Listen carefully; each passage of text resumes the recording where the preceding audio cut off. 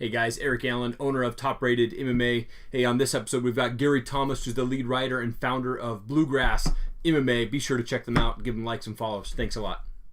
If I fall down, there's no one to catch me. Nobody's witnessing. If I go down, you're going with me. I'm taking. Gary, how are you, man? Hey Eric, how are you, man? I'm doing good, dude. Thank you so much for joining me today on the show, man. I really appreciate it. Man, I appreciate you. Yeah. You know, it's funny because I was looking through the timeline, and so Bluegrass MMA started in 2011, right? Correct. Okay. And so I launched Top Rated MMA in 2012, so we've kind of been connected for a while, but we've never actually spoke, so it's awesome to actually speak to you in person.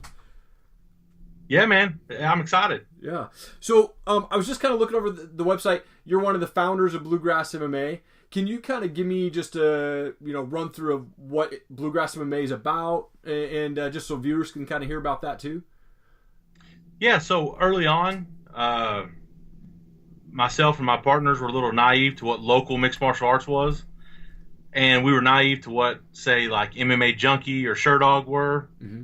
Kind of casual fans who thought maybe we could do something cool. Yeah. Quickly realized that space was occupied, and learned of our local mixed martial arts scene in Kentucky. Okay. I apologize for the thunder. No, that's fine, man. That's awesome. But so we were contacted by a couple local promotions, really learned about the real grassroots of the sport, and started traveling to local shows and meeting the fighters, and kind of focused all of our efforts on giving them a platform to, get their name out, so their moms, their dads, their friends, their cousins from California or wherever could have a spot where they could learn about what they were doing and kind of give them a little bit of the spotlight. Yeah. Awesome, man. That's awesome. And I was looking at your website. You guys partner with Topology to provide like fighter rankings and stuff like that. How's that partnership going? It seems like those guys do a pretty good job of ranking, at least that I've seen from other guys too. Oh, we've been huge fans of Topology since they were created. Okay. It's you have your mixedmartialarts.com and you have your Sherdog, but I feel like the guys at Topology, Ryan and everybody else, kind of have the same interest that we do in kind of grooming and profiling the more local people. Now they do have their the mainstream UFC, Bellator, I think everybody kind of mixes that in with their content, but they have an excellent algorithm for their rankings. And to be honest, we did that, but it's hard as guys who are now known in our circle to be, I don't want to say unbiased, but it definitely looks biased because we've made friends and we're not real journalists. We're just people who like doing what we do. Yeah. So it's been interesting to see how people reacted to that, and so we thought, who better to partner with than Topology? We reached out to them. They were on board, so that's how that took off. Okay. Oh, that's awesome. And you guys cover quite a few states. I mean, just looking at Indiana, Kentucky, Ohio, Pennsylvania, Tennessee, West Virginia. How many promotions do you guys actually cover? It seems like quite a bit are in those states. All of them. We'll cover all of them. Okay. In Kentucky, we've got 5 active promoters. I think Ohio has 7 or 8. Okay. Indiana's got a couple prominent ones. Tennessee's got a very prominent one. But we're not going to turn down a chance to go watch live mixed martial arts, even after 6 years. Still the thrill of going to the event and mingling with the fighters, and you always learn something every time you go out. So any chance we get, this isn't our full-time job, right? But we take it very seriously. So any opportunity we have to maybe see a new promotion or see a new fighter, we'll hit the road. Yeah, that's awesome. I get the same thrill going to fights out here, and I live up in North Idaho. And there's not really a bigger promotion around the area. There's an amateur show that's down the road that does a really good job of putting on great amateur shows. But in regards to bigger shows coming through, King of the Cage comes through about every 3 months or so. And so I love going to those fights, man. And just for me, I love to hear the fighters, like, why, right? Why are they stepping to the cage, man? It's the stories behind those fighters, are amazing to me. Sometimes it's for survival, and sometimes it's just like, man, I love to get in there and throw punches. Absolutely, yeah. And so, who are some of the big fighters that you're seeing in your area coming up through the ranks that are kind of some bigger names that we should be watching out for? We've got. I feel like I always leave somebody out here, but at welterweight we've got a Q Parks who's 7-0, who looks like Anderson Silva. Okay, just has that demeanor. Even as an amateur, that's who I compared him to. So, that's a guy that I'm a huge fan of. You got Isaac Steele, who's also a welterweight, but from up in Ohio, great guy. Mark Cherico from Pennsylvania, who's getting ready to fight, I believe, for the Dana White Contender Series. Oh, nice. So we've got a heavyweight in Dontel Mays, who's fought for the LFA, and I believe he's going to be on the Dana White Contender Series. Kentucky and Ohio and Indiana, you're seeing the guys, Andrew Holbrook, who I watched come up now in the UFC. It's hard when you look at the landscape of mixed martial arts, especially in the UFC, because you have the big gyms, right? American Top Team, just the alpha male, everybody that's pumping fighters in the UFC, rightfully so. Great camps, but it's these guys that are in rural Ohio or central Kentucky, or in the farmlands of Indiana that are just gutting it out with great talented coaches.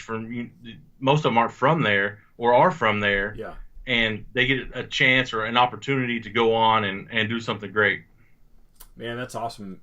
Actually, Austin Arnett is from our area out here, and he was on the Contenders Series this week down there and won his fight. My understanding is he didn't get the contract, but they're bringing him back in for a second fight on the Contender Series down the road. So, hopefully, I love that idea. You know. Oh yeah.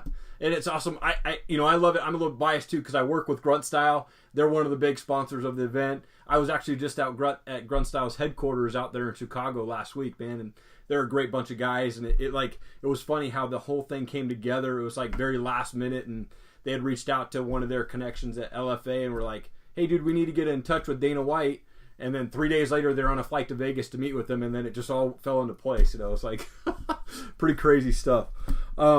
Hey man, also I love that you guys do Bluegrass MMA Awards. How does that work? Like, when does voting start with that, or do you guys nominate them, or is it kind of a fan-based nomination for those? We've done it both ways, Eric. Okay. We made our own nominations and let the fans vote. Okay. But just as in, if I'm going to name you the top 10 fighters from my area, there's always that one guy who's probably deserving that you've left out, but you can only have so many spots. Yeah. So what we did in 2016 were we let the matchmakers and the promoters give us a list of who they thought.